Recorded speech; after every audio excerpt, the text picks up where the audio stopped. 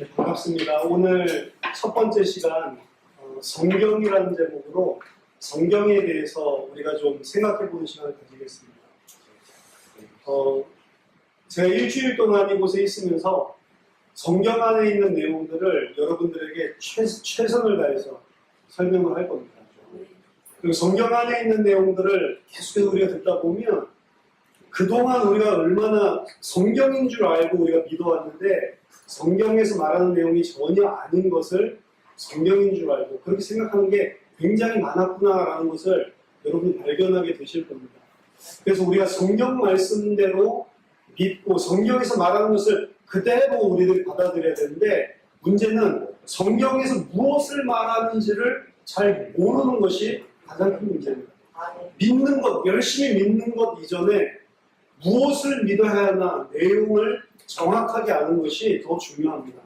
틀린 것을 믿으면 일평생 내가 잘 믿었고 그렇게 열심히 했다고 생각했는데 사실은 하나님의 원수가 될 수도 있단 말이죠. 전 세계에는 수많은 종교들이 있습니다. 이슬람, 힌두교, 불교 이런 영향을 많이 주는 큰 종교들도 있지만 일본 같은 데 보면 이런 큰 종교가 아니고 그냥 어떤 종교 지도자 한 명이 자기 자신을 믿게 만드는 이런 신흥 종교들도 3,000개가 넘게 있습니다. 혼자서 산에 올라가서 돌을 닦고 그리고 기도를 하고 이렇게 능력을 받아서 내려와서 내가 신이다 라고 하는데 엄청난 능력들이 나타나니까 3,000개가 넘는 신흥 종교가 있단 말이에요. 적게는 100명에서부터 많게는 수만 명이 그 사람을 신이라고 생각하고 쫓아다닙니다. 왜 그렇습니까? 이들에게는 일반 사람들이 생각하기 힘든 기적과 능력이 나타나기 때문에 그렇습니다. 또한 아까 전에 말씀드린 이슬람교 그리고 또 천주교도 마찬가지고요. 그리고 불교도 마찬가지고 신두교도 마찬가지고 모든 이런 커다란 세계를 장악하고 있는 종교들에는 다 기도의 행위가 있고 인간의 이해를 초월하는 뭔가 신비한 능력들이 다 나타나고 초월하는 기적들이 나타나고 있습니다. 그렇기 때문에 수많은 사람들이 이것이 진리인가 보다 싶어서 그 종교에 전 인생을 걸고 있는 것입니다. 또한 많은 기독교인들 가운데도 그것이 능력과 뭔가 인간의 이해를 초월한 능력과 치유와 기적이 나타나기 때문에 기독교에 뭔가 있는가 보다 싶어서 기독교인이 된 사람들도 많이 있습니다. 오늘날 전 세계에 기독교인들 교단들이 엄청나게 많습니다. 700여 개가 되는 교단이 있다라고 그러고요. 물론 그런 것들이 크게 여러 가지 장로교단 이렇게 볼 수 있지만 700개가 넘는 교단이 세계적으로 있다고 그러고 교회들도 그 교단 안에서도 교단 색깔을 가지는 게 아니고 각자 다 특이한 색깔들을 가지고 있습니다. 지금 그 많은 교단들 중에 세계적으로 가장 부흥하고 있는 교단이 오순절 계통의 교단입니다. 오순절 계통의 교단은 초대교회에 성경에 나타났던 치유와 능력과 기적과 이사와 방언들이 나타나야 된다고 주장을 하면서 마지막 시대인 이때에 그런 하나님의 능력이 나타나면서 주님이 재림하시는 것이다라고 가르치면서 기적을 행하기 시작을 합니다. 그렇게 해서 수많은 이적을 체험하는 집회, 금리빨로 이빨을 바꾸거나 손바닥에서 금가루가 떠오르거나 병든 자를 치유하거나 앉은뱅이를 갑자기 이렇게 세우거나 여러 가지 그리고 방언을 하고 입신을 하고 넘어지고 갖가지 뭔가 하나님을 체험하고 그런 사람들이 생각할 수 없는 여러 가지 은사들이 난무하는 그런 것을 가지고 사람들을 하나님이 살아계시다라고 이야기하면서 이곳이 바로 진리를 선포하는 곳이다를 능력과 기적으로 강조하는 거죠.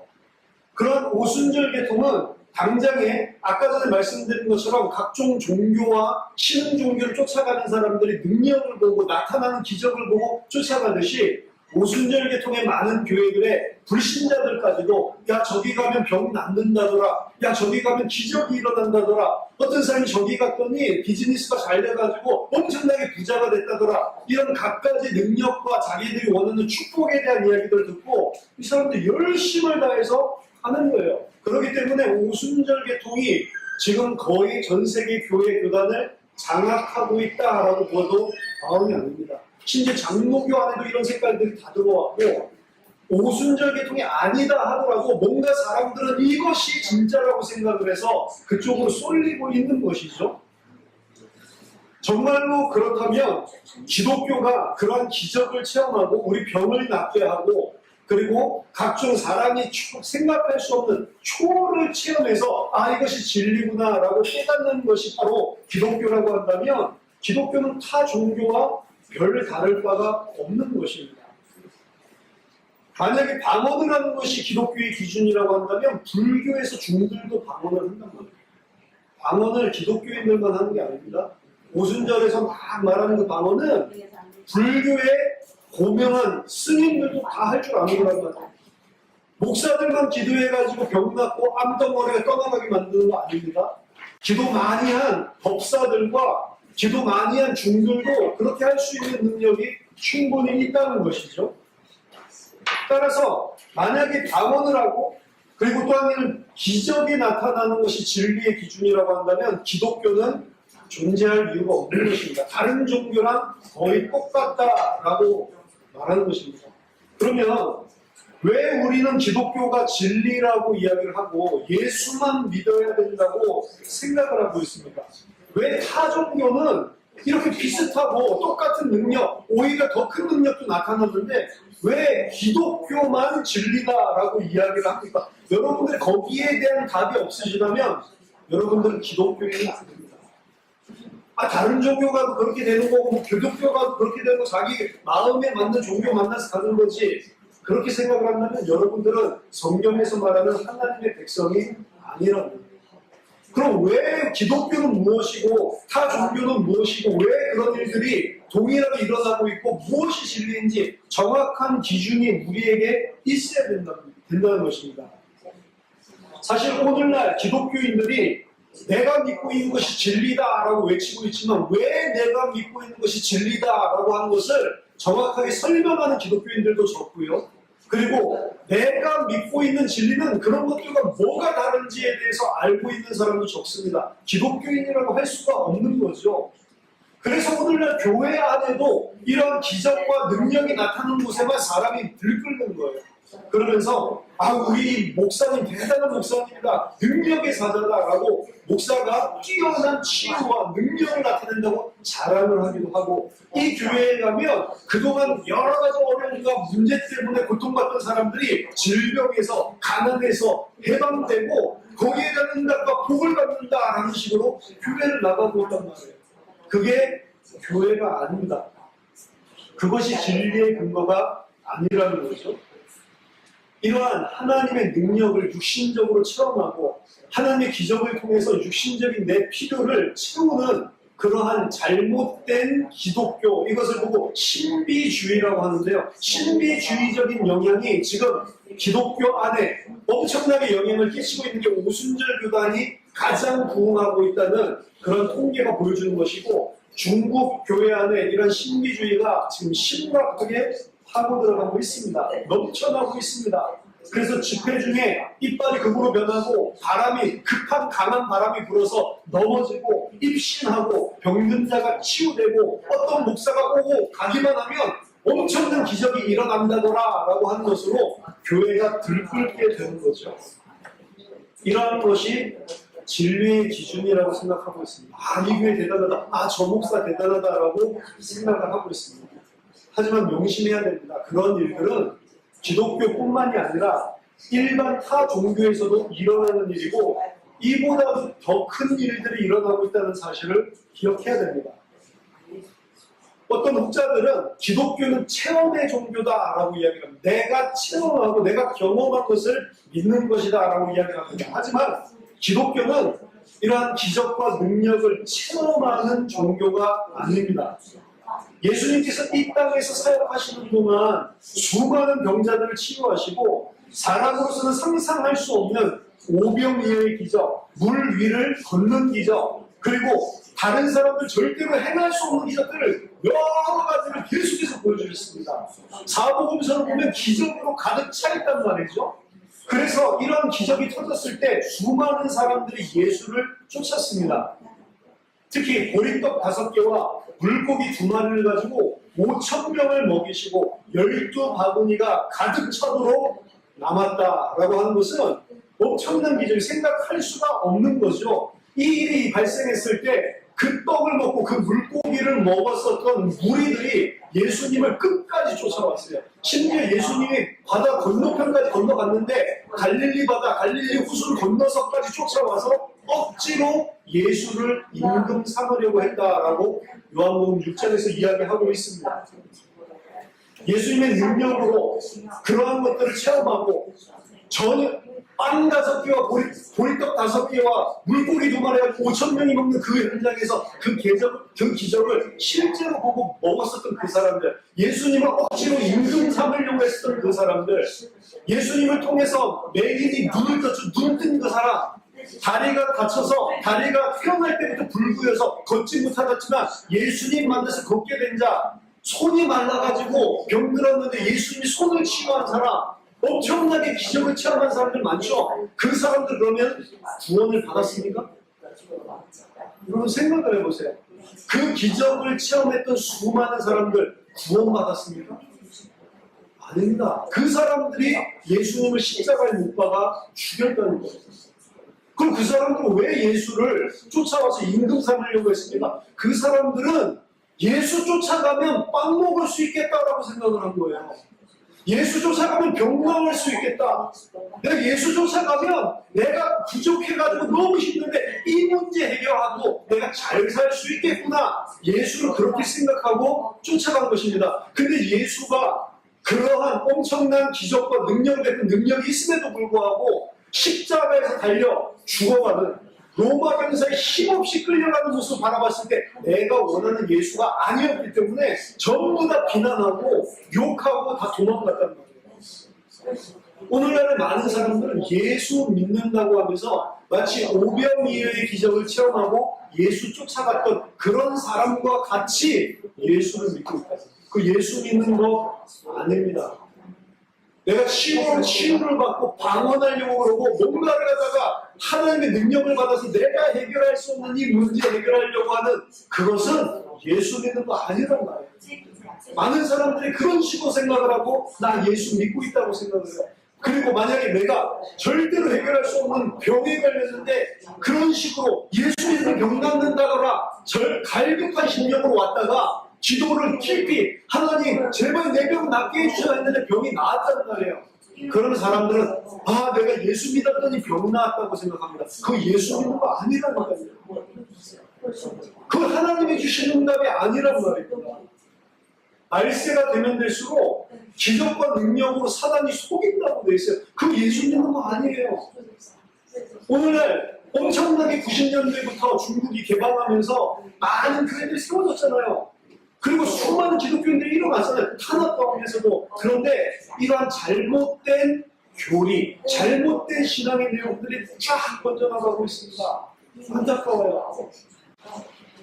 우리는 이러한 체험을 통해서 하나님을 경험하는 그런 종교가 아닙니다. 기적을 통해서 뭔가 내 내용을 확증하는 그것은 기독교가 아니란 말입니다. 기독교는 그런 기적, 이적을 해가고 그를 통해서 많은 갈급한 사람들의 이 땅의 필요를 채워주는 종교가 아닙니다. 만약 여러분 그것을 원하신다면요, 교회에 오지 마시고 티벳의 법사를 조사하세요. 훨씬 더 능력이 있습니다. 당장 해결될 수 없는 문제를 법사가 한 번만 무릎 꿇으면 당장 그 시간에 해결해 준다. 그럼 기독교는 그런 것이 아니라고. 기독교는 기적과 초월을 체험하는 체험의 종교가 아니고요. 하나님이 주신 계시의 내용을 믿는 종교입니다. 하나님께서 정말 우리를 살리시기 위해서 진리가 무엇인지를 계시해 주셨는데 그 계시를 믿는 게 기독교란 말이에요. 계시에는 여러분 잘 들어두세요. 두 가지 종류가 있습니다. 첫 번째가 일반 계시고 두 번째가 특별 계시라고 합니다. 공부한다고 생각하지 마시고 잘 들어보세요. 일반 계시는 뭐냐면 로마서 1장 18절에서 20절에 보면 일반 계시에 대한 설명이 나와 있습니다. 로마서 1장 18절에서 20절입니다. 하나님의 진노가 불의로 진리를 막는 사람들의 모든 경건하지 않음과 불의에 대하여 하늘로부터 나타나느니 이는 하나님을 알만한 것이 그들 속에 보이니라. 하나님께서 이를 그들에게 보이셨느니라. 창세로부터 그의 보이지 아니하는 것들 곧 그의 영원하신 능력과 신성이 그가 만드신 만물에 분명히 보여 알려졌나니 그러므로 그들이 핑계하지 못할지니라. 하나님이 지으신 천지 만물 가운데 이게 그냥 된 게 아니고 무엇인가 창조주 조물주가 있구나라고 하는 하나님의 신성이 분명히 있어서 그것을 쳐다보는 자는 알게 돼 있다라고 이야기를 합니다. 사람에게 이미 하나님 같은 존재, 신적인 존재, 죽고 나서 끝이 아니라 영원한 세계가 있을 것 같다라고 하는 것을 이미 모든 사람에게 하나님이 다 보여줬다라고 이야기해요. 그거를 일부러 끝까지 아니 없는 거야 억지로 싸우지 않는 한 사실은 모든 사람들이 뭔가 하나님이 있는 것 같아. 뭔가 보니까 창조주가 있는 것 같아. 죽고 나서 끝이 아니라 영원한 세계가 있는 것 같아. 라고 하는 것을 이미 모든 사람이 일반적으로 다 보여줬다고 생각해요. 그걸 일반 계시라고 하는 겁니다. 특히 자연을 통해서 조물주가 있다라고 하는 것을 알게 되는 거죠. 하지만 그것을 통해서 뭔가 창조주가 있다, 영원한 세계가 있다 생각을 할 수 있지만 그것을 믿는다고 해서 구원받는 것은 아닙니다. 일반 계시를 통해서는 구원을 받을 수 없습니다. 왜냐? 그것을 통해서는 막연한 하나님, 막연한 창조주를 생각하는 거지 성경에서 말하는 참 하나님을 그 지식으로 알 수 없기 때문에 그렇습니다. 그래서 우리가 구원을 받기 위해서는 보다 구체적이고 보다 확실한 하나님이 누구신지 정확히 알 수 있는 지식이 필요한 것입니다. 그리고 그 하나님께서 인간을 구원하시기 위해 준비하신 것이 무엇인지를 정확하게 알아야 되는 것입니다. 이를 통해서 우리가 알 수 있도록 하나님께서 주신 계시를 보고 특별 계시라고 하는 것. 일반 계시가 있고 특별 계시가 있습니다. 구원을 받고 정말 하나님을 알려면 특별 계시가 있어야 돼요. 이 특별 계시를 한마디로 말하면 우리에게 주신 신구약 성경 66권의 책, 이 전체를 보고 특별 계시라고 하는 것입니다. 그래서 하나님께서 하나님을 알고 하나님께서 우리를 위해 준비하신 구원을 알 수 있도록 특별 계시로 성경 66권을 주신 것입니다.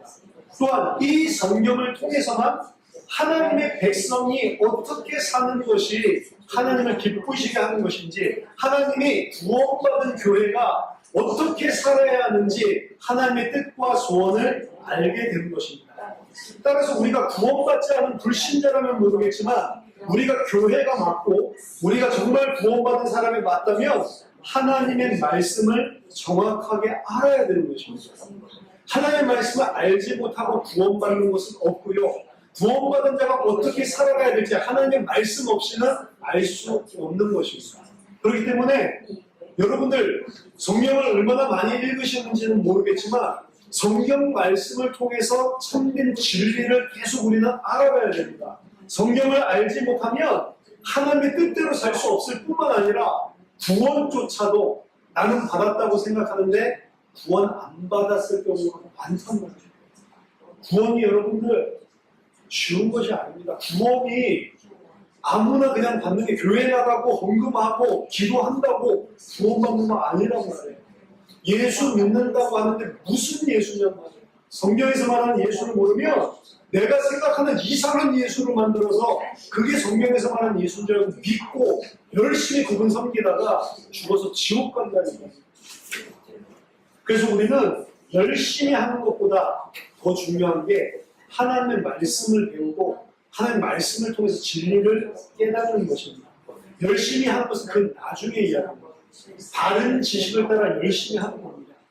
먼저 알아야 될 것은 하나님의 말씀을 통해서 진리에 대한 바른 지식을 갖는 것입니다.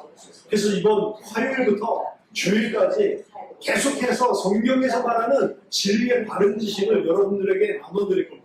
일주일 동안 한다고 이 내용을 다 말할 수 있냐? 그럴 수가 없습니다. 하지만 일주일 동안 여러분들이 들으시면서 분명히 제가 장담하지만 느끼실 겁니다.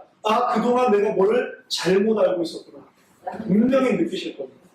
성경에서 말하는 거 그런 말이 아니었구나라는 것을 분명히 발견하게 될 것입니다. 그리고 그 진리가 진짜로 부딪힌 자가 맞다면 이제 참 하나님의 백성으로 살 수 있게 될 겁니다. 그 사람을 통해서 하나님께서 영광 받으실 겁니다.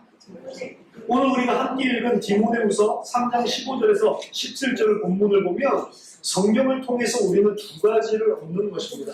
첫 번째로 성경은 능히 너로 하여금 그리스도 예수 안에 있는 믿음으로 말미암아 구원에 이르는 지혜가 있게 하느니라. 그리스도 예수를 믿는 믿음을 통해 구원을 얻게 하는 것이 첫 번째고요. 두 번째로 모든 성경은 교훈과 책망과 바르게 함과 의로 교육하기에 유익하니 이는 하나님의 사람으로 온전하게 하며 모든 선한 일을 행할 능력을 갖추게 하려 함이니라. 구원받는다고 그랬고, 두 번째는 구원받은 하나님의 사람을 하나님의 사람답게 온전하게 만들고 하나님의 사람답게 살 수 있도록 교육하는 것입니다. 그래서 구원받은 자로서 어떻게 살아가야 되는지 온전하게 만드는 것이 성경의 두 가지 가장 큰 목적이라고 볼 수가 있습니다. 그래서 우리는 하나님의 사람을 구원받게 하는 게 성경이고, 하나님의 사람으로 하여금 온전하게 해서 하나님을 영화롭게 하고 하나님이 창조하신 목적대로 사람답게 진짜 하나님의 백성답게 살 수 있도록 만든 것이 성경이고, 그 두 가지 지식은 성경을 통해서만 우리가 획득할 수 있는 것입니다. 따라서 무엇보다도 먼저 성경을 바르게 알고 배워야 됩니다. 이것은 믿음보다도 먼저 선행되어져야 될 믿음의 내용에 대한 겁니다. 알아야 믿죠. 한국에서 2002년도에 월드컵 하는데 부활의 영광, 월드컵 4강 신화, 경축 이렇게 교회에서 했어요. 예수님이 부활하신 것을 우리가 예수님 부활을 통해서 월드컵 4강 갔다는 것처럼 교회의 경축이라고 붙여놨다는 거예요. 한국이 월드컵 4강 가는 거랑 예수님 부활이랑 뭐가 상관이 있는데? 아무 상관이 없죠. 전부 이상한 지식을 가지고 있는 겁니다. 믿음대로 되리라 이래가지고 할 수 있거든이 무슨 말이냐, 믿는 자에게 능치 못할 것이 없느니라. 내가 공부 열심히 하면 내가 서울대학교 들어갈 수 있다. 믿는 자에게 능치 못할 것이 없느니라. 내가 열심히 하면 우리 기업이 초일류 기업이 될 수 있다. 내가 열심히 하면 우리 자식을 최고 엘리트 되게 할 수 있다. 그거 믿는 게 믿음의 내용이 아니라는 거예요. 믿음의 내용은 성경에서 말하는 믿음의 내용은 내가 이게 될 줄 믿습니다 라고 하는데 그게 되는 게 그게 믿음의 내용이 아니란 말이죠. 그래서 많은 기독교인들이 나는 믿습니다, 믿음 좋다라고 하는데 무엇을 믿는지 그 믿는 내용이 불확실한 자들이 태반이란 말입니다. 그러면 이 두 가지, 구원과 하나님의 사람이 하나님의 사람답게 살 수 있도록 온전하게 하는 이 두 가지, 하나님의 두 가지를 하나님의 사람들에게 이루기 위해서 성경은 무엇을 증거하고 있습니까?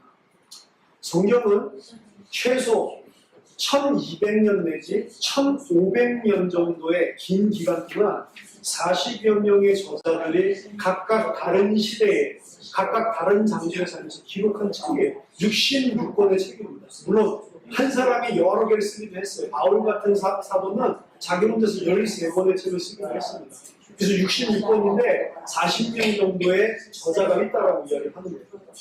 이 사람들은 처음 성경을 쓴 사람부터 마지막 성경을 쓴 사람까지 기간이 1500년 내지 최소 1200년이 넘는 기간이었습니다. 여러분 1200년 중에 이 땅이 지금 어떤 통치를 받고 있었고 어떤 나라가 흥왕했죠? 그러니까 그때 살았던 사람들이랑 지금 살았던 사람들은 완전 다르잖아요. 그만큼 엄청나게 긴 기간 동안 쓰여진 책이란 말이에요. 각각 다른 시대, 각각 다른 장소, 각각 다른 저자에 의해서 쓰여진 책을 66권의 책을 한꺼번에 모아놓은 게 이게 성경책입니다. 그러면 그 저자들은 각각 다른 사람들인데 어떻게 이 책을 한 권의 성경이라고 해서 한 권으로 모아놓을 수가 있습니까? 여러분 아무 책이나 막 모아놓은 거는 그냥 산문집이지 그걸 한 권의 책이라고 이야기하지 않습니다. 근데 성경은 1200에서 1500년 사이에 그 수많은 저자들의 쓴 걸 한 권으로 모아두고 성경이라고 한 권의 책이라고 이야기를 하고 있단 말이에요. 어떻게 성경이 이렇게 될 수 있는가? 오늘 본문에서 모든 성경은 하나님의 감동으로 된 것으로, 하나님의 성령께서 감동하셔서, 성경은 사람이 썼지만 그 사람을 하나님께서 사용하셔서 하나님의 영감을 가지고 하나님의 뜻을 나타내기 위해서 그들을 사용하셔서 우리에게 기록하여 주신 말씀입니다. 그렇기 때문에 인간 저자는 다를지라도 최종적인 저자 하나님은 한 분이시기 때문에 성경은 일관성을 가지고 66권이 하나로 뻥 뚫리는 겁니다. 여러 다른 책을 써놨다면 주제가 각각 다를 수 있겠는데 성경은 한 분이신 하나님이 최종 저자이기 때문에 한 가지 일관된 주제를 가지고 한 가지만 이야기를 하고 있단 말이에요. 그 한 가지를 보지 못한다면 여러분 성경을 아무리 본다 할지라도 그 사람은 성경에서 말하는 믿음을 가질 수 없는 것입니다. 한국의 가장 고명한 스님을 성철 스님이다라고 이야기합니다. 이분 한 분이 돌아가실 때 나온 사리가 그동안 우리나라에 축적되어 있던 사리 숫자보다 더 많다라고 할 정도로 엄청나게 유명한 스님이시죠. 이분이 성경을 10번이 넘도록 통독을 하셨다고요. 여러분 성경 10번 이상 읽었습니까? 근데 이분은 성경을 10번 이상 읽었지만 이분은 이 성경에서 말하고 있는 66권 전체가 말하고 있는 일관되게 말하고 있는 진리를 못 봤단 말이에요. 성경을 아무리 읽어도 그걸 볼 수 있는 게 아닙니다. 제가 일주일 동안 여러분들이랑 할 것은 그 66권을 통과하고 전체를 하나로 볼 수 있는 주제를 진짜 그런지 전체를 통해서 여러분들에게 보여주려고 하는 거예요. 보여주면 이것이 하나하나 다 그 이야기를 하고 있구나라는 것을 보여줄 때마다 우리 자신이 하나님의 사람으로 바뀌게 되어 있습니다. 성경 말씀을 여러분들 알 때 그게 진짜로 성령이 역사하시면 지식에 머무는 게 아니고 내가 바뀌게 말씀을 들음으로 믿음이 생기고 말씀을 풀어서 그 일관된 주제를 설명해 줄 때 나의 각각 가지고 있던 숨어있던 모든 잘못된 것들이 다 깨지고 내가 온전한 사람으로 세워진단 말이에요. 아멘. 말씀 듣는 게 너무 중요합니다. 성경 66권 전체는 일관된 하나의 주제를 말하고 있습니다. 그 일관된 하나의 주제가 우리가 말씀을 통해 알고 배우고 믿게 되었을 때 우리는 구원을 받게 되는 것이고 온전하게 돼서 하나님의 사람답게 살 수 있게 되는 것입니다. 그럼 그 일관된 주제가 무엇입니까? 딱 한마디로 한다면 예수 그리스도. 성경은 예수 그리스도만 이야기합니다. 창세기부터 계시록 22장까지 예수 그리스도만 이야기하고 있는 게 성경입니다. 성경을 통해서도 우리는 뭐라 66권 성경 예수 그리스도를 배우는 거예요. 예수 그리스도가 누구시고 예수 그리스도가 무엇인지를 우리가 성경을 통해 아는 것입니다. 정말로 알고 그 예수 그리스도를 믿게 됐을 때 그때 우리가 구원받게 되는 것이고 그 예수 그리스도를 깊이 알게 되고 넓게 알게 되고 높이 알게 됐을 때 우리가 온전한 자로 변화되게 되는 것입니다. 성경을 통해서 예수 그리스도 알아야 돼요. 여러분 예수 그리스도 아십니까? 많은 기독교인들이 예수 그리스도 다 알죠. 모른다니까요. 66권 전체를 통해서 예수 그리스도를 이야기하고 있는데 여러분 성경 한 권의 책에서 말하고 있는 예수 그리스도 우리는 일평생 연구해도 다 알 수 없을 정도로 풍성한 거예요. 한 사람의 목사가 설교를 한다고 했을 때 창세기라고 하는 한 책을 가지고 평생 설교를 해도 다 설교할 수 없을 정도로 창세기 안에만 해도 엄청난 내용들이 들어가 있단 말이에요. 진짜입니다. 거짓말하는 게 아니에요. 일평생 여러분들이 다 알려고 해도 다 알 수 없을 만큼 무지무지한 내용들이 들어가 있는데 그 예수 그리스도를 성경을 통해 알면 알수록 내가 온전한 자가 되는 거예요. 누가복음 24장 25절에서 27절에 예수님이 직접 말씀하셨습니다. 이르시되 미련하고 선지자들이 말한 모든 것을 마음에 더디 믿는 자들이요 그리스도가 이런 고난을 받고 자기의 영광에 들어가야 할 것이 아니냐 하고 이게 모세와 모든 선지자의 글로 시작하여 모든 성경에 쓴 바 자기에 관한 것을 자세히 설명하시니라. 예수님이 이 모든 기록된 것을 더디 믿는 이런 어리석은 자들아 책명하시면서 모세의 율법과 선지서 구약 성경을 이야기합니다. 구약 성경 전체에 자기에 관해 말한 것을 자세하게 풀어서 설명을 해주셨다고 합니다. 그 풀어서 설명해 주셨을 때 이 제자들의 가슴이 뜨거워지고 예수 죽고 낭망해서 엠마오로 돌아가던 그 제자들이 다시 예루살렘으로 올라가서 부활하신 주님을 만났다. 제자가 됐다니까. 성경을 풀어서 예수 그리스도를 자세히 설명해 줄 때 그때 우리가 깨닫게 되고 믿게 되고 일어서게 되고 하나님의 뜻을 행할 수 있게 되는 것입니다. 성경은 한 가지 예수 그리스도에 대해서 이야기를 하는 거예요. 요한복음 5장 39절에서 40절 보니까 너희가 성경에서 영생을 얻는 줄 생각하고 성경을 연구하거니와 이 성경이 곧 내게 대하여 증언하는 것이니라. 그러면 너희가 영생을 얻기 위하여 내게 오기를 원하지 아니하는 것이다. 성경은 누구에 대해서요? 내게 대해서 증언합니다. 예수를 증언하고 있는 게 성경입니다. 예수를 증언하는 이유는 영생을 주기 위해서요. 성경의 목적은 영생을 얻는 것, 영원한 생명을 얻는 것인데 예수를 통해서만, 예수 그리스도를 통해서만 영원한 생명을 얻을 수 있단 말이에요.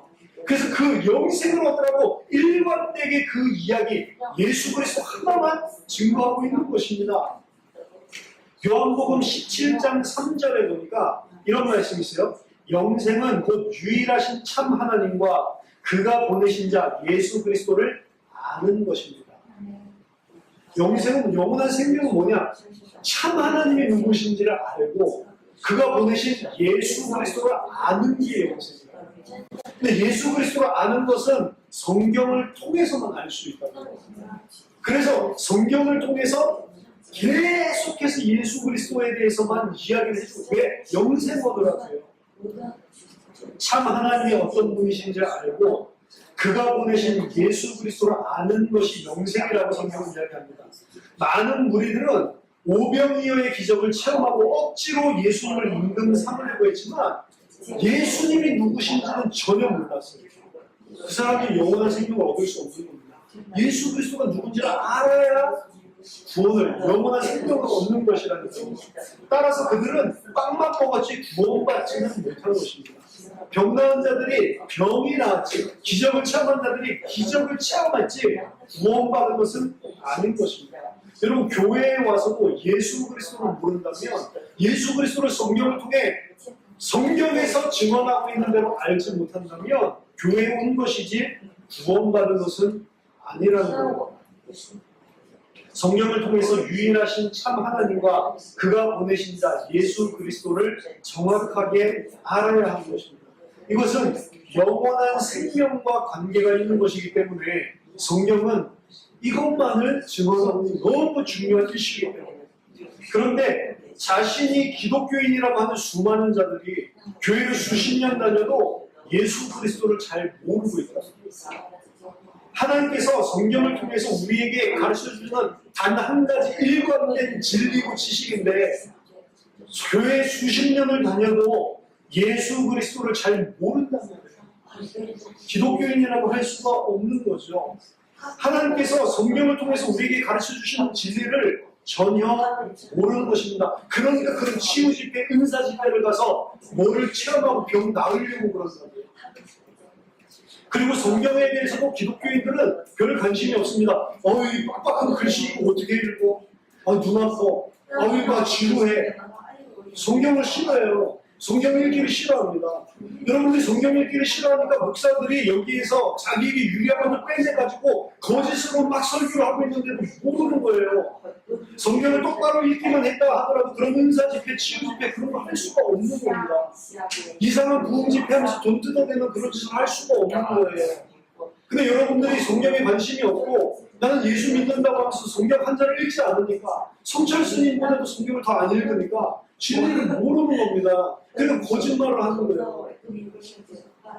우리가 정말로 하나님의 백성이라고 한다면 성경을 알아야 되는 겁니다. 그리고 그것이 영원한 생명을 주장한다니까요. 이게 영원한 생명과 관련이 된 거라면 우리 여기 생명을 걸어야 되는 거예요. 여러분 이 땅에 60년을 산다고 하면 60년 동안이라도 모든 생을 여기에 생명을 보고 60년을 다 투자해서 영원한 걸 얻을 수 있다면 그거 해야 되는 거 아니에요?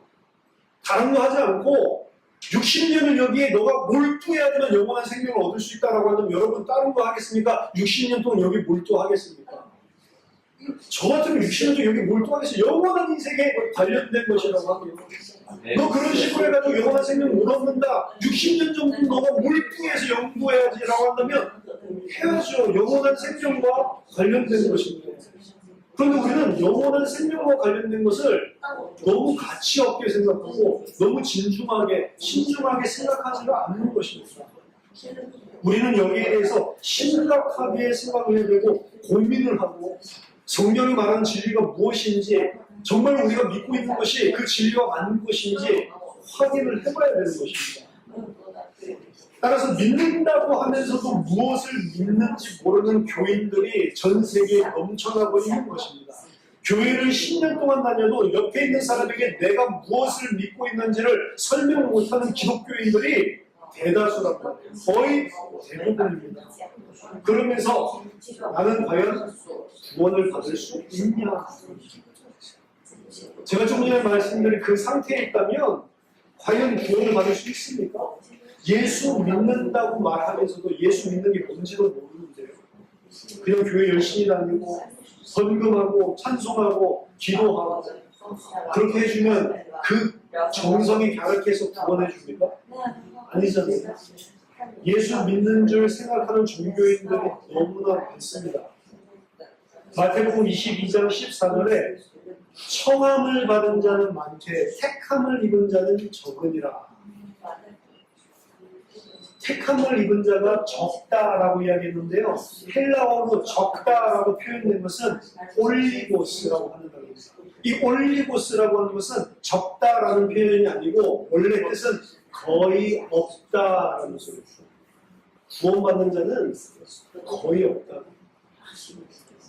예수님이 마지막 때에 노아의 심판 때와 똑같을 거라고 이야기했거든요. 마지막 때가. 마지막 때 노아의 심판 때 구원받은 사람이 몇 명입니까? 8명이에요. 8명. 인자가 올 때에 믿음을 볼 수 있겠냐라고 예수님이 반문하셨다고요. 그러면서 택함을 받은 자는 거의 없다라고 이야기했다고요. 예수님이 오실 때 믿고 구원받을 자가 거의 없다라고 하는 것입니다. 그리고 구원이 우리의 영원한 생명을 주장하는 것이라면 우리 성경을 통해서 내가 구원을 받았는지 안 받았는지 성경에서 말하는 그 구원의 기준은 무엇인지 근데 성경 말씀에 모든 것을 셈을 걸고 사실은 연구를 하고 배워야 되는 거예요. 그래서 일주일 동안 여러분들이 시간을 투자하시고 성경에서 말하는 진리가 무엇인지 여러분들이 알고 있는 것과 맞는 것인지 비교를 하시면서 성경에서 말하는 진리로 여러분을 깨뜨리시고 성경에서 말하는 진리로 여러분들을 온전히 세우시기를 바랍니다. 그게 만약 이 기간이 된다면 여러분 지금까지 살아온 인생과 비교할 수 없는, 바꿀 수 없는 그 소중한 시간이 될 줄로 믿습니다. 네. 우리는 말씀을 통해서 확인해야 됩니다. 예수 믿는다는 것이 정말 무엇인지 성경을 통해서 알아야 합니다. 성경을 아무리 읽어도 성경에서 말하는 진리를 파악하지 못한다면 그 사람은 절대로 구원받을 수 없는 겁니다. 한번 말씀 찾아보시죠. 누가복음 10장 누가복음 10장 25절에서 37절입니다.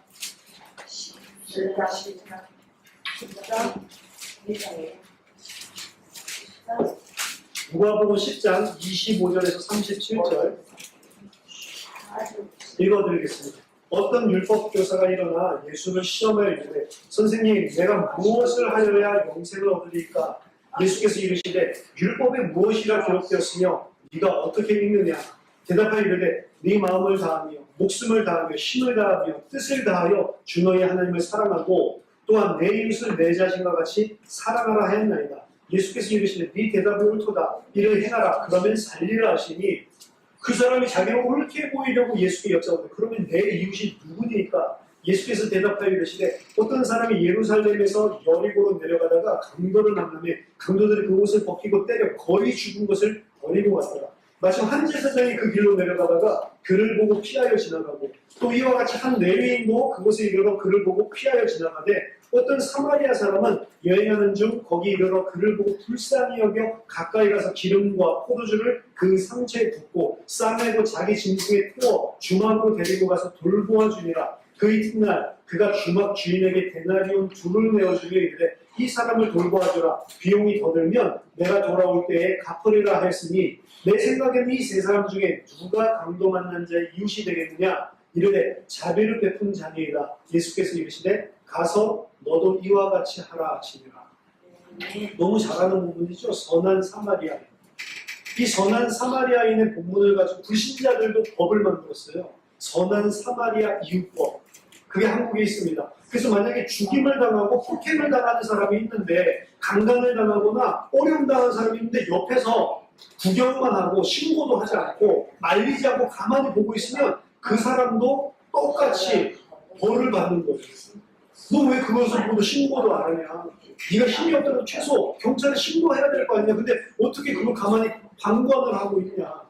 그래서 선한 사마리아인 거, 레위인이나 제사장들처럼 어려움 당한 자를 그냥 돌보자고 내려가면 이제 법으로 선한 사마리아인 법으로 이 사람들 벌을 묻겠다는 거예요. 그게 선한 사마리아인의 교훈으로. 그래서 우리도 선한 사마리아인처럼 어려움 당한 자 있으면 최선을 다해서 돕자라고 많이 설교를 한다는 거죠. 본문이 과연 그런 설교일까요? 여러분들 선한 사마리아인을 이야기를 들으면서 지금까지 어떤 설교를 들으셨습니까? 이 본문이 그 이야기입니까? 만약 이 본문을 그런 식으로 이해를 한다면 이것은 도덕경이 가르치고 있는 거나 다른 종교에서 가르치고 있는 윤리와 다를 바가 없는 책이라는 거예요. 그런데 송철스님이 평생 읽으면서도 별다른 차이점을 느끼지 못하고 돌아가신 겁니다. 이 본문은 그 이야기를 하는 게 아니에요. 오늘 본문 서두에 이야기가 나옵니다. 예수님께서 율법사가 예수님을 시험하죠. 어떻게 해야지 영생을 얻겠습니까? 라고 물어보니까 예수님이 반문하십니다. 율법에서는 뭐라고 기록되어 있고 너는 그것을 어떻게 읽냐? 이게 중요한 겁니다. 성경은 지금 뭐라고 기록되어 있고 너는 성경을 지금 어떻게 읽고 있냐? 여러분 이 기록된 66권의 성경을 어떻게 읽느냐가 중요하다고요. 근데 대부분의 사람들은 윤리 도덕적으로 읽어버린다고요. 성경에서 말하는 참된 의미를 알지 못하고 세상에서 말하는 그런 기준을 가지고 성경을 읽고 해석을 해야 된다고요. 그렇기 때문에 망하는 것입니다. 율법사가 이야기하죠. 율법에는 이렇게 기록되어 있습니다. 내 마음과 내 힘과 내 뜻과 내 정성과 내 목숨과 모든 것을 다해서 내 하나님 여호와를 사랑하라. 그리고 두 번째로 너의 이웃을 너 몸과 같이 자기 몸과 같이 사랑하라라고 합니다. 라고 이야기하는데 예수님이 그렇지 잘 봤다 행해라. 이건 예수님도 두 가지로 이야기하시거든요. 모든 율법과 선지자의 강령은 하나님을 사랑하고 내 이웃을 사랑하는 거다. 근데 이 율법사가 얼마나 성경에 전통했는지 성경을 읽고 구약성경 전체를 읽고 두 가지 뜻으로 예수님과 똑같이 정리를 한 거예요. 하나님을 사랑하고 내 이웃을 사랑하라. 그러니까 예수님 뭐라고 말합니까? 맞다. 그럼 행해라. 너 영생 어떻게 하냐고 그렇지. 행해라. 그러면 너 영생 얻을 수 있을 거야. 라고 이야기합니다.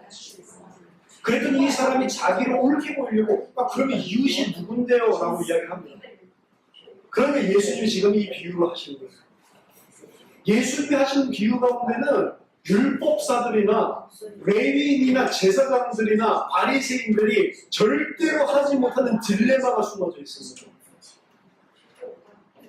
한 사람이 강도를 만나서 두들겨 맞고 옷도 다 뺏기고 피 흘리면서 죽어가고 있는데 그 사람을 쳐다보고 제사장이라면 맞더니 도와줘야 되잖아요. 근데 그 제사장이 쳐다보고 눈길도 주지 않고 그냥 가버린다고. 왜 그럴까요?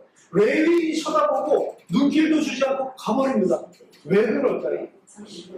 이 사람들은 제사장이고 레위인이기 때문에 피 흘린 자를 만지고 도와줄 수가 없는 거예요. 게다가 거의 죽게 되었기 때문에 죽은 시체를 만지면 이 자들은 부정하게 됩니다. 부정하게 되면 어떻게 됩니까? 영원하진 않지만 부정하게 되면 자기의 반차대로 찾아오는 자기가 예루살렘 성전에 가서 예배를 하나님의 일을 돕는 일을 못하게 돼 있어요.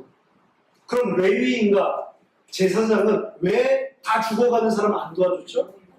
하나님을 사랑해서 그런 거예요. 하나님을 사랑하고 하나님을 예배하기 위해서 이 사람 안 건드리고 그냥 지나간 겁니다. 선한 사마리아인은 하나님으로 이 당시 유대인들로부터 개 같은 자라고 욕을 먹던 자들이에요. 사마리아인. 왜냐하면 북이스라엘이 망하고 난 다음에 북이스라엘의 아수가 많은 이방인들을 집어넣어가지고 혼혈 정책을 펴가지고 유대인들이 피가 섞여버렸어요. 그래가지고 그 사람들은 이런 하이브리드 잡종들 이래가지고 굉장히 개 취급을 받았더라고요. 그래서 그 땅은 개들이 사는 땅 더럽다고 해가지고 직진으로 질러갈 길을 삥 둘러서 갈 정도로 멸시받는 사람들이었습니다. 근데 이 사마리아 사람은 그 이웃을 쳐다보더니 너무 불쌍히 여겨서 일부러 불쌍히 여겼다고 하거든요. 자기가 그에게 가까이 가서 너무 쳐다보고 도망갔었던 그 레위인과 다르게 가까이 가서 상처를 싸매고 포도주를 붓고 기름을 부어가지고 최선을 다해서 하고 어디에 실어요? 짐승에 실어가지고 여간 주막으로 가요. 짐승에 실었다는 것도 여러분들이 눈여겨봐야 됩니다. 구약 성경에서 이스라엘 사람들이 짐승이라고 표현한 것은 이방 민족들이라고요. 그러니까 이 죽어가는 사람을 살리는데 유대인들이 성민의식을 가지고 가장 경멸했었던 사마리아인과 짐승 같은 이방인들이 등장해서 이 사람을 살려주는 거예요. 이 사람을 살려주면서 내가 여기 돌아올 때까지 돈을 주면서 이것 가지고 최선을 다해서 이 사람을 살려주십시오. 그리고 만약에 더 들어간다면 더 들어서라도 살려주십시오. 그럼 내가 돌아오는 게 나머지 비용을 다 지불하리이다 라고 이야기합니다. 예수님이 이야기를 하시면서 누가 너가 봤을 때는 이웃 같냐라고 이야기하니까 자비를 베푼 사람이죠. 그랬더니 예수님이 너도 봐서 이같이 행해라 라고 이야기합니다. 율법사는 이와 같이 행할 수가 없는 자. 왜 그러죠? 하나님이 사랑합니다. 하나님을 사랑하기 때문에 이웃을 너무과 같이 사랑하라고 하는 것을 못 지키는 딜레마에 빠진 자에게 지금 예수님 말씀하시는 거예요. 뭘 보여주려는 거죠? 넌 안 된다라는 거예요. 네가 그렇게 해가지고 율법을 네가 행해라 율법을 그러면 너는 영생을 얻을 거다라고 이야기했잖아요. 서두에. 그러면서 예수님이 너 율법 행할 수 있어? 라고 물어보는 거예요. 너 율법 행할 수 없지? 그 율법을 행함으로 너는 절대로 생명을 얻을 수 없는 거야 라고 이야기를 하는 겁니다. 이 사람은 어떻게 생각을 하고 있죠? 너는 성경을 어떻게 보고 있고 성경을 어떻게 이해하고 있느냐라고 물어봤잖아요. 이 사람은 어떻게 이해하고 있습니까? 성경에 있는 것을 열심히 내가 잘 행하면 구원받을 수 있다고 생각하잖아요. 맞죠? 그게 유대인들의 생각이라고요. 너희는 그렇게 생각하고 있냐? 그럼 그렇게 행해봐. 안 될 걸 이라고 이야기하면서 이 두 가지 이야기를 하는 거예요. 하나님을 사랑하기 때문에 내 이웃을 내 몸과 같이 사랑할 수 없는 한계를 딜레마를 던지는 것입니다. 예수님 뭘 말씀하시는 겁니까? 너 율법사냐? 그런데 율법의 참된 의미를 모르는구나 라고 이야기합니다. 여러분 잘 아는 부자 청년, 재물이 많은 청년 이야기 아시죠? 예수님이 찾아와가지고 예수님 내가 당신을 쫓아가고 싶습니다. 예수님 내가 영생을 얻고 싶습니다. 이 사람도 영원한 생명을 얻기 위해서 쫓아왔다고요. 내가 어려서부터 하는 말씀을 알고 내가 모든 것을 다 행했습니다. 이제 무엇을 더 해야 영생을 얻을 수 있겠습니까? 라고 물어봅니다. 그러니까 예수님이 너가 다 행했어? 라고 하시면서 뭐라고 하시죠? 그러면 네 재물을 모든 가난한 자들이 다 나누어주고 그러고 나서 너는 나를 쫓아와라 라고 이야기를 하죠. 그러니까 이 사람이 괘씸히 고민하면서 예수님을 버리고 돌아갔다라고 되어 있습니다. 이 청년은 어떻게 생각했어요? 내가 그동안 율법을 잘 행해서 모든 것을 다 행했습니다 라고 이야기를 하는데 예수님은 뭘 건드리시죠? 마태복음 6장 24절에 보면 하나님과 재물을 겸하여 섬길 수 없다라고 이야기합니다. 하나님을 섬기든지 재물을 섬기는 것이지 재물을 섬기든지 하나님 섬기든지 둘 중에 하나를 섬기는 거지 둘 동시에 섬길 수 없다라고 이야기합니다. 이 청년은 내가 다 행했습니다 라고 이야기하는데 예수님은 너 다 행했어? 10계명의 제일 계명이 뭡니까? 내 여호와 왜 다른 신을 두지 말라, 다른 거 섬기지 말라라고 하는 겁니다. 근데 이 청년은 여호와 섬긴다고 하면서 뭘 섬기고 있어요? 재물을 섬기고 있잖아요. 여호와와 재물을 동시에 섬기는 것은 없다면서요. 그러니까 예수님이 뭐라고 하느냐, 재물 다 버리고 여호와만 섬겨라, 그리고 날 쫓아와라 라고 이야기하는 겁니다. 그랬더니 얘가 그렇게 못하는데요, 자기 계명 다 지켰다고 하는데 1계명도 못 지키고. 1계명. 유대인들과 바리새인들은 하나님의 말씀을 보면서 우리가 이렇게 열심히 잘하면 이 의를 가지고 영원한 생명을 얻을 수 있겠구나, 그렇게 성경을 이해했다는 말입니다. 선한 사마리아인의 교훈에서 이야기하는 것이 바로 그 내용입니다. 어려움을 당한 자를 성심을 다해서 도와야 한다는 윤리적인 교훈을 말하고 있는 게 아니란 말이에요. 내 이웃이 누구냐라고 있는 율법교사에게 너는 네 이웃을 네 몸과 같이 사랑할 수 없단 말이야. 그거 가지고는 절대로 너는 영생을 얻을 수 없어 라고 말하는 게 선한 사마리아인 비유라고요. 근데 이것을 가지고 우리가 가난한 자 도와줘야 된다고, 내 몸과 같이 사랑해야 된다고, 그럼 거짓말하는 설교가 너무 난무한단 말이고, 근데 그것을 보면서 나도 내 이웃을 저렇게 사랑해야 되는데 이러고 있다니까. 성경 그런 거 이야기하고 있는 책이 아닙니다. 따라서 오늘 본문은 다시 원점으로 예수님이 율법 교사에게 하신 질문, 너는 율법에 뭐라고 기록되어 있는데 너는 그걸 어떻게 이해하니? 이 부분은 우리가 굉장히 깊이 있게 생각해 봐야 되는 것입니다. 사도 바울도 바리새인이었기 때문에 그러한 관점에서 성경을 읽었습니다. 빌립보서 3장에 하면 나는 율법의 의로는 흠이 없는 자다라고 이야기할 정도로 바울도 철저하게 율법을 잘 지켰고 하나님의 뜻을 행하고 있고 자기는 의로운 자라고 생각했었던 그런 사람이었습니다. 그렇게 성경을 이해한 자들이 바리새인들이었어요. 그렇기 때문에 그들은 망한 것이겠어요. 그들은 절대로 성경을 읽고 행한다 할지라도 영원한 생명을 얻을 수 없는 것입니다. 그래서 로마서 10장 2절 3절에 바울이 깨닫고 나서 이렇게 이야기합니다. 내가 증언하노니 그들은 바리새인들, 유대인들을 말합니다. 그들이 하나님께 열심히 있으나 올바른 지식을 따르는 것이 아니니라. 하나님의 의를 모르고 자기 의를 세우려고 힘써 하나님의 의에 복종하지 아니하였느니라. 이게 유대인들이라고. 하나님을 사랑하고 하나님을 열심히 있는데 올바른 지식을 따라 한 게 아니고 내가 잘못 파악한 대로 하나님을 기쁘시게 한다고 그 일을 하고 있는 거예요. 근데 거꾸로 그것은 하나님을 대적하는 거였습니다. 내가 생각한 이게 옳다고 해서 하나님이 주신 의를 힘써 거부하고 하나님이 주신 그 의를 믿는 자들 다 때려 죽이는 일을 했다고요. 그게 사도 바울이잖아요. 그래서 정말로 올바른 지식을 가지고 하나님을 믿는 게 중요하다는 겁니다. 하나님은 율법을 왜 주셨냐? 율법을 주신 진리가 뭐냐? 로마서 3장 19절부터 한번 보세요. 왜 하나님께서는 인간에게 율법을 허락하셨는가? 로마서 3장 19절부터 제가 읽어드리겠습니다. 우리가 알거니와 무릇 율법이 말하는 바는 율법 아래에 있는 자들에게 말하는 것이니 이는 모든 입을 막고 온 세상으로 하여금 하나님의 심판 아래에 있게 하려 합니다. 이게 율법을 주신 이유예요. 다 심판받고 지옥 가게 만들려고 율법을 주셨다. 그러므로 율법의 행위로 그의 앞에 의롭다 하심을 얻을 주체가 없나니 율법으로는 그걸 행해서 의롭게 되는 게 아니고 죄를 깨닫는 거예요. 이제는 율법 외에 하나님의 한 의가 나타났으니 율법과 선지자들에게 증거를 받은 것이라 곧 예수 그리스도를 믿음으로 말미암아 모든 믿는 자에게 미치는 하나님의 의니 차별이 없느니라.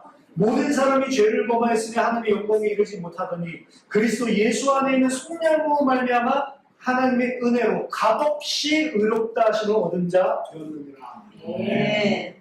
율법은 뭐죠? 너희 죄인이야. 너희는 절대로 너희의 깨끗한 행위로 하나님 만날 수 없어. 너희 다 심판받을 거야. 그걸 깨닫게 해서 나로서는 안 되는구나. 그럼 어떻게 해야 돼요? 그리스도 안에 있는 하나님 주신 은혜의 속량의 나를 의지하게 만드는 역할을 하는 게 율법이라는 거예요. 그래서 내 의로 구원받는 게 아니고 그리스도께서 행하신 의로 내가 그 속에 그리스도와 연합함으로 믿음으로 말미암아 아마 그분과 연합함으로 구원을 받는구나라는 것을 깨닫게 해주는 게 율법이라고요. 근데 이것을 잘못 깨달아서 유대인들은 율법 잘 행하면 의롭다라고 생각을 한 겁니다. 로마서 3장 28절에서도 그러므로 사람이 의롭다 하심을 얻는 것은 율법의 행위에 있지 않고 믿음으로 되는 줄 우리가 인정하노라. 우리는 믿음으로 구원받는 것입니다. 믿음으로 구원받고 그리스도로 말미암아 구원받을 수밖에 없다라고 하는 것을 성경은 일관되게 가르치고 있는 것이라. 율법을 왜 써놨냐? 율법 행하라고 쓰는 게 아니고 그리스도로만 구원받을 수 있다라는 걸 보여주기 위해서 율법을 써놓은 거라고요. 이게 일관된 주제라니까. 예수 그리스도만 이야기한다고 했잖아요. 율법을 보면서도 뭘 봐야 되냐면 나는 죽을 수밖에 없는 죄인이라서 그리스도가 필요한 자야 라고 읽어야 하나님이 성경을 주신 의도대로 읽는 거라고요. 제가 어렸을 때 공부를 하는데 선생님이 좀 늙으신 분인데 선생님 너무 못 가르쳐요. 뭘 말하는지를 모르겠고 그 시간만 되면 막 짜증이 나서 죽겠어요. 그래서 제가 하루도 결심하고 오늘도 진짜로 짜증나게 하면 내가 계속 째려봐야겠다 선생님을 이렇게 악한 생각을 가지고 앉아있었는데 그날도 안 간 사람이 한 10분 지나니까 면이 부글부글 올라오는 거예요. 그래서 제가 한시도 빼놓지 않고 일주일까지 그 선생님 눈만 처음부터 끝까지 계속 째려봤습니다. 어떻게 이렇게 가르칠 수가 있어요? 막 이를 안 보이고요. 선생님이 수업 끝나시고 나더니 저를 찾아오시더라고요. 그러면서 머리를 쓰다듬고 오시면서 야, 나 너처럼 눈이 이렇게 초롱초롱하는 건 처음 봤다. 너 정말 명석한 아이구나. 칭찬을 해주시더라고요. 저자의 의도는 파악하지 못하고 내 의도는 당신이 그렇게 못 가르쳐도 똑바로 준비해서 가르치란 말이야 이래서 쳐다보고 있는데 아, 내 수업이 너무 잘했네. 얘가 내 수업 너무 좋아하나 봐. 이런 식으로 듣는 거예요. 성경에 하나님께서 진리를 계시놨는데 우리가 그런 식으로 알아보면 어떻게 되겠어요? 하나님 율법 써놓은 것은 그리스도께로 우리를 인도하기 위해서 몽학 선생으로 초등 학문 선생으로 세워놨다고 하는데 우리 그거 지킴으로 구원받는다고 그러고 있으면 어떻게 하겠냐고요. 갈라디아서 4장 갈라디아서를 보세요.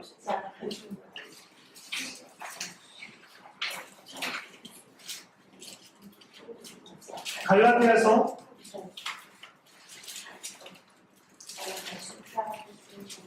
4장 1절에 보니까 내가 또 말하노니 유업을 이을 자가 모든 것의 주인이나 어렸을 동안에는 종과 다름이 없어서 그 아버지가 정한 때까지 구병인과 청지기 아래에 있는 유업을 이을 아들인데 누구 아래에 있어요? 청지기랑 종 아래에 있다고요. 말이 안 되죠. 내가 지금 미래의 주인인데 아버지께 다 내 거 될 거. 아버지 소유, 아버지 아래서 일하는 사람이 절대로 내 위에 있을 수가 없죠. 그렇지만 어렸을 때는 그 아래에서 보호를 받는 거예요. 그 사람들의 도움을 받고 그 사람들이 경제도 가르치고 그 사람들이 오히려 케어해 주는 겁니다. 하지만 장성한 자가 되고 났을 때는 그 사람들 아래 메이는 법이 없죠. 율법을 이와 같이 주셨다라고 설명. 모세가 율법 준 것은 이런 것이다 설명하고 있는 거예요. 그래서 우리가 장성한 자가 되고 그 아들이 주인이 되었을 때는 거기 메이는 법이 없다라고 이야기를 하고 있는 겁니다. 갈라디아서 3장 23절부터 보세요. 믿음이 오기 전에 우리는 율법 아래 메인바 되고 좀 전에 말씀드렸던 그 관점에서 보세요. 오시기 전까지는 매여 있단 말이에요. 가인처럼 종처럼. 율법 아래 메인바 되고 계시될 믿음의 때까지 갇혔느니라. 이같이 율법이 우리를 그리스도께로 인도하는 초등교사가 되어 우리로 하여금 믿음으로 말미암아 의롭다 함을 얻게 하려 합니다. 믿음이 오늘로부터는 우리가 초등교사 아래에 있지 아니하도다. 율법은 초등교사예요. 뭘 깨달아요? 죄. 아, 나는 안 되는구나. 나는 심판받고 나는 불지옥에 떨어져야 되는 존재구나. 죄를 알게 하고 내 의로는 절대로 하나님 앞에 설 수 없겠구나라고 해서 그리스도께로 나를 인도하는 농악 선생 역할을 하는 게 율법이다라고 이야기를 하는 것입니다. 따라서 유대인들은 구약 성경을 보면서 모세가 명령한 그 율법을 성실하게 잘 지켜서 구원을 얻을 것이다 라고 한다는 것은 하나님께서 율법을 주신, 하나님께서 구약 성경을 주신 목적과 정반대로 배치되는 해석이었고, 그 자들을 보고 예수님은 이 독사의 자식들아, 신랑을 하시고 꾸짖으시고 예수님께서 그렇게 책망을 하셨다는 거예요. 불지옥에 떨어진다라고 이야기했습니다. 그리고 그런 식으로 성경에서 말하고 있는 진리, 진리를 정확하게 밝히지 않고 자기 생각대로 세상의 기준대로 말하고 있는, 가르치고 있는 교사들을 향해서 너희들은 사람을 개종시키기 위해서 바다와 육지, 전 세계를 쫓아다니면서 한 사람을 데리고 오면 그 사람을 그런 식으로 가르치기 때문에 너희보다 배나 더 지옥의 자식으로 만드는구나 이놈들아. 예수님께서 책망하셨다. 여러분 성경 가지고 지옥 갈 수밖에 없는, 그것도 2배가 더 악한 자로, 지옥에 합당한 자로 만들 수 있다는 거예요. 안타깝지만 오늘날 교회에 그런 식으로 가르치고 배나 지옥의 자식이 될 자들로 거짓으로 가르치는 교회의 가르침이 너무 많아요. 여러분 설교들 들어보세요. 이번에 일주일 동안 제가 성경에서 밝히는 진리와 진리에 대해서 말씀드리겠습니다. 이거 들어보시고 교회, 다른 교회 설교 한번 들어보세요. 뭐라고 말하는지. 제가 거짓말하는 게 아닙니다. 심지어 여러분들 가운데서도 깨닫지 못한다면 조 목사는 와서 지금 무슨 엉뚱한 소리를 하는 거야? 제가 하는 말이 마음에 안 들 수도 있어요. 지금 분명히 말씀드립니다. 성경에서 말하는 진리, 그것을 깨닫는 자는 적습니다. 거의 없습니다. 하지만 하나님의 백성이라면 깨닫고 자시고 할 것도 없어요. 듣는데 그냥 그렇지, 그렇지. 이게 성경에서 말하는 것이 이게 탁탁 부딪히게 돼 있어요. 제가 깜짝 놀란 것은 저희 교회에서 지금 근본적으로 성경에서 말하고 있는 부분들을 하나하나씩 풀어주고 있습니다. 성경에서 말하고 성경이 무엇인지, 그리고 하나님의 은혜가 무엇인지, 믿음이 무엇인지, 예수 그리스도가 무엇인지, 하나님께 영광 돌리는 사람의 삶의 목적이 무엇인지, 기도가 무엇인지, 헌금이 무엇인지, 물질이 무엇인지 하나하나씩 설명을 하고 있는데 혼란스럽다는 성도들이 너무 많아요. 제가 그거 보면서 충격받았어요. 아, 뭐를 믿고 있고 무엇을 붙잡고 있었지 지금까지. 그분들이 구원 안 받았다 이 이야기가 아닙니다. 진리를 바르게 알지 못하면 세상 것과 혼재돼서 하나님의 지식이 아니라 세상 지식, 하나님을 대적하는 지식을 가지고도 잘 모르니까 그게 하나님을 위하는 것인 줄 알고 하나님을 위해 산다고 합니다. 마태복음 7장에도 보니까 많은 자들이 그때 주여 주여 내가 주의 이름으로 선지자를 했사옵니다. 주의 이름으로 귀신을 쫓아내고 주의 이름으로 많은 권능을 행하지 아니하였나이까. 이 사람들이 열심히 신앙생활 한 사람들이잖아요. 선지자 노릇했다면 목사라는 사람, 성경을 가르친 사람이라는 것이죠. 이 사람은 능력을 행한 사람이고 귀신을 쫓아내고 많은 기적과 이적을 보여준 사람이다. 근데 예수님은 내가 너를 도무지 알지 못해서 이 불법을 행한 자들아 내게서 가라라고 얘기하십니다. 일평생 나 예수 믿었는 줄 알았는데 마지막 때에 예수님이 이 불법을 행하는 자야, 난 널 도무지 알지 못하니 떠나 가라, 불지옥으로 떨어뜨려 버리면 어떻게 하겠어? 영원한 생명이 달린 문제라는 겁니다. 정말 우리가 예수를 믿는 것인지, 예수를 믿는 것이 무엇인지를 알아야 되는 것입니다. 자, 성경에서는 계속해서 한 가지 일관된 주제를 선포하고 있고 그 일관된 주제는 결국에 우리를 예수 그리스도로 인도하고 있는 것입니다. 그래서 예수 그리스도가 누구신지를 이야기를 하고 그 예수 그리스도가 누군지를 알고 믿어질 때 그것을 보고 생명이라고 이야기를 하는 겁니다. 크게 보면 구약과 신약이 있죠. 구약은 옛날 언약, 신약은 새 언약이라고 하는 것입니다. 옛날 언약과 새 언약 사이에는 연결점이 있고 그리고 불연결점이 있어요. 커넥션과 컨티뉴어티와 디스컨티뉴어티, 계속성이 있고 그리고 계속성이 단절성이 있다. 옛 언약과 새 언약 사이에 똑같은 것도 있고 완전 다른 것도 두 가지가 다 존재하는 것입니다. 그럼 옛 언약은 무엇입니까? 여러분 아세요? 여러분 오늘 확실한 옛 언약, 구약에서 말하고 있는 핵심이 뭐냐는 말이에요. 옛 언약. 예레미야 11장 1절에서 4절을 보시겠습니다.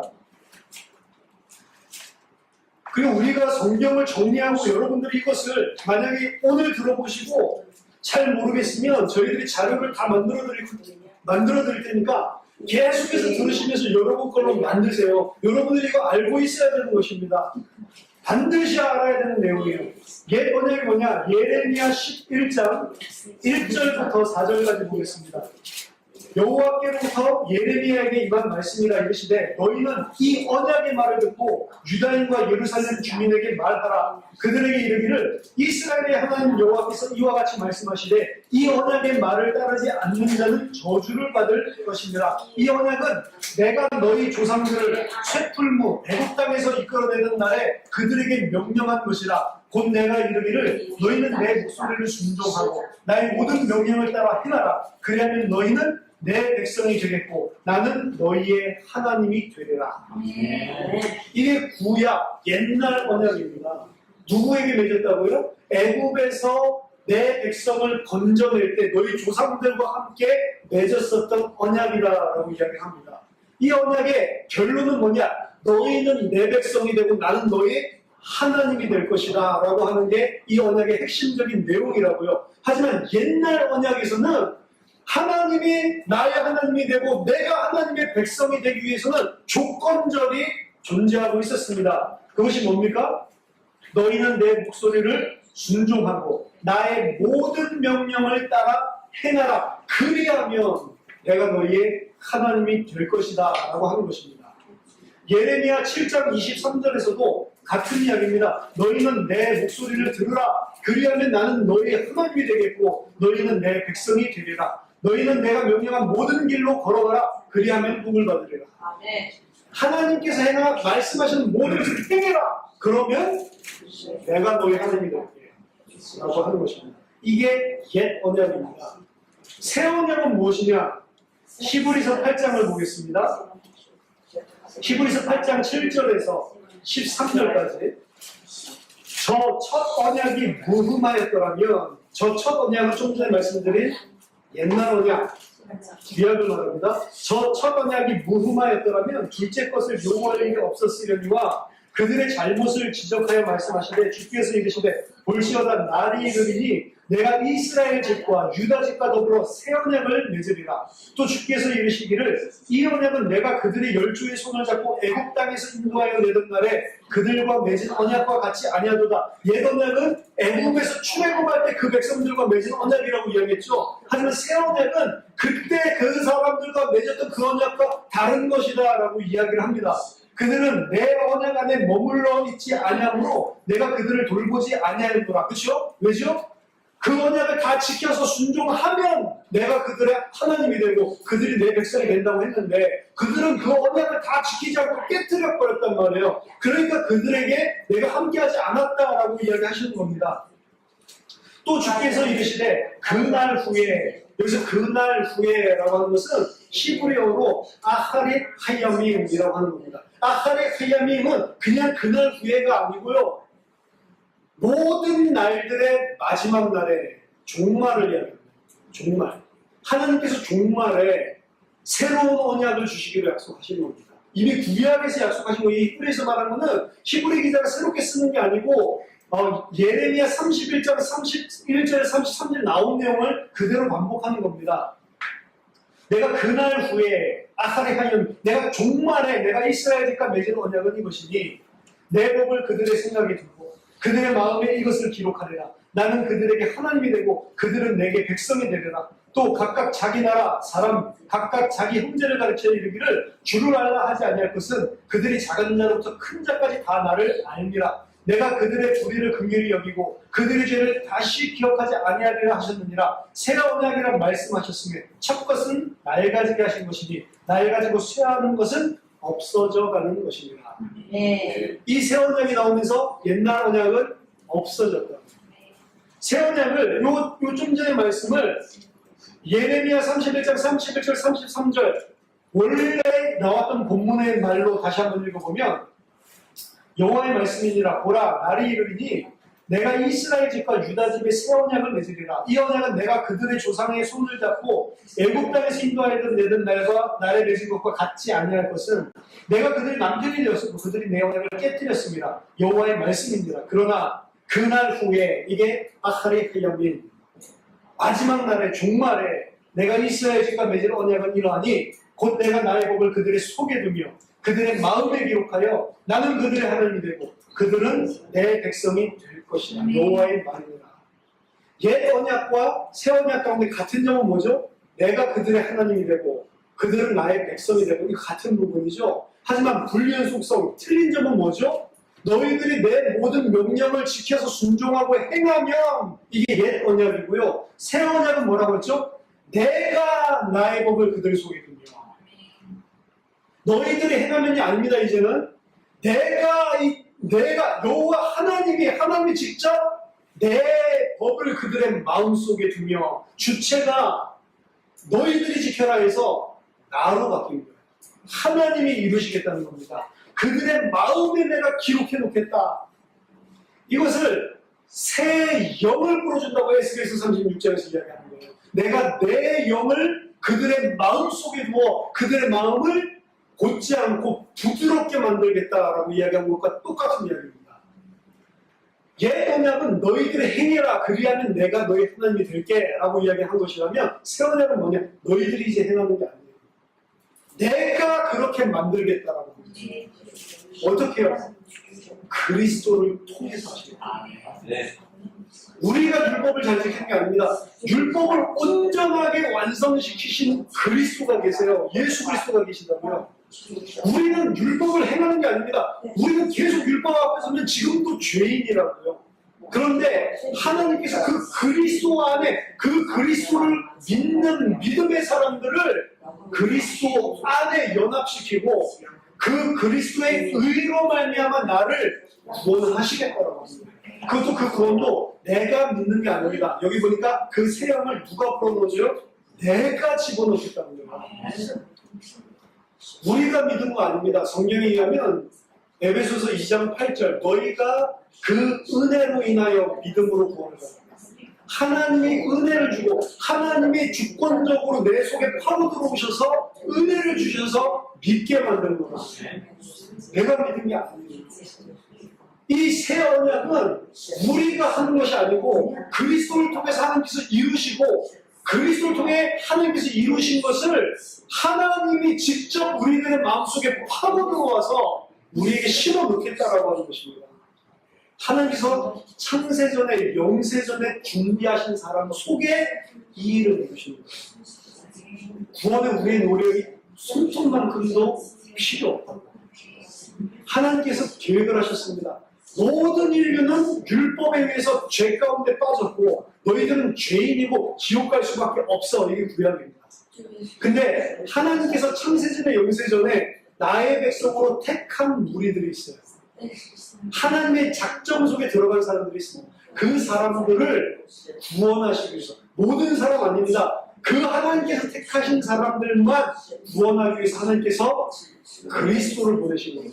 그리고 그 그리스도가 모든 자들, 하나님 택한 자들의 의가 되기 위해서 대신해서 끝까지 순종하시면서 죽으신다고. 그리고 그 죽음과 그의 의를 통해서 그의 죽음을 통해 이 사람들의 죄를 묻지 않고 그의 의를 통해 이 사람들의 의를 묻지 않을 그 사람들을 그리스도 안에 연합시켜서 하나님이 일방적으로 구원을 하시겠다고 하는 게 새 언약이라고 합니다. 이걸 보고 신약이라고 하는 겁니다. 그래서 구약에서는 율법을 통해서 죄를 깨닫게 하고 내 힘으로 안 되는구나 깨닫게 하는 거고 내 힘으로 안 되기 때문에 하나님께서 보내주실 구속자 예수 그리스도를 기다리게 만드는 몽학 선생 역할을 하고 있는 거고 그 구약을 통해 나는 안 된다고 철저하게 깨달은 자들이 그리스도께로 돌아오는 이런 모습이 신약에서 펼쳐지는 거예요. 근데 유대인들은 바리새인들은 나 괜찮다라고 생각합니다. 나 율법 잘 지켜서 나 의로운 사람이야. 이 사람들 그리스도께로 안 오는 거예요. 이 자들은 하나님께서, 예수님께서 그렇게 꾸짖으신 거죠.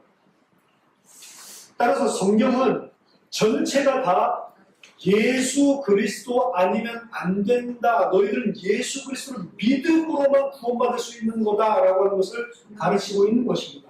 그리고 우리가 예수 그리스도 안에 들어갔을 때 아까 히브리서 읽었듯이 너희들의 죄를 기억하지도 않겠다라고 이야기를 하는 거예요. 내 의로 하나님 앞에 가는 게 아니에요. 성경을 통해서 우리가 계속해서 살펴볼 것은 내가 왜 그리스도가 필요한지를 발견하는 거예요. 여러분 혹시 난 죄인은 맞지만 내가 지은 죄가 영원히 지옥에서 불지옥에서 고통받을 만한 죄는 아닌데 이런 생각 안 해보셨습니까? 저는 어렸을 때 내가 영원히 불지옥에 들어갈 수밖에 없는 죄인이라고 하는 것은 이해를 못해요. 내가 뭘 그렇게 나쁜 짓을, 나 그 공부 열심히 하고 좀 약간 내가 교만해가지고 다른 사람 무시하는 거는 있고 막 형을 이겨먹으려고 한번 있어도 그거 가지고 영원한 불지옥에 내가 억울하지 않습니까? 내가 뭘 그렇게 나는 세상 법으로 치더라도 그렇게 감옥 갈 만한 일도 하지 않은 사람인데 내가 이러다가 만약 죽는다면 영원한 지옥에 가야 된다고? 그것도 억울한데 아담 때문에 또 내가 지옥 간다고? 이거는 성경에서 말하는 게 전부 다 불합리한 거예요. 아담이 죄지는데 왜 나부터 뭐라고 하냐고. 내가 선악과 먹었으니까 왜 나한테 뭐라고 해요. 그리고 내가 그렇게 그냥 뭐 한 300년 정도 불지옥에 있을 수 있어. 근데 300년 정도 해도 내가 진짜 내 지은 죄에 비하면 그거는 아무것도 아니고 300년 너무 혹독한 거야. 그냥 300년도 아니고 영원히? 이게 뭐냔 말이에요. 여러분이 그렇게 깨닫고 계시다면 여러분은 성경을 모르는 겁니다. 여러분들은 아직 진리를 모르시는 거예요. 성경을 통해서 철저하게 내가 왜 나는 그럴 수밖에 없구나라고 하는 게 인정되지 않으면 여러분 아직 성경에서 말하는 믿음을 모르는 거예요. 그 여러분들 이번에 아셔야 돼요. 왜 성경에서 그토록 내가 지옥 가야 된다라고 이야기를 하는지 그렇게 심판을 받을 수밖에 없는 자라고 이야기하는지를 그거 모르기 때문에 우리가 못 돌이키는 하셔야 돼요.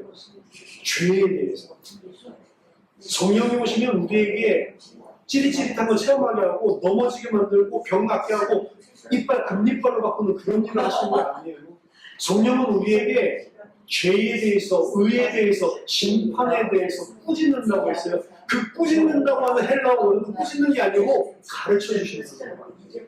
우리가 죄가 무엇인지, 의가 무엇인지, 심판이 무엇인지를 성령이 가르쳐 주시는 거예요. 그거 어디에 가르쳐 주세요? 너희 마음속에, 너희 머릿속에 그걸 가르쳐 줘서 하나님께서 원하시는 사람을 바꾸겠다. 그게 언제 일어나냐? 말씀을 통해서 하나님 은혜 주실 때 일어나는 거예요.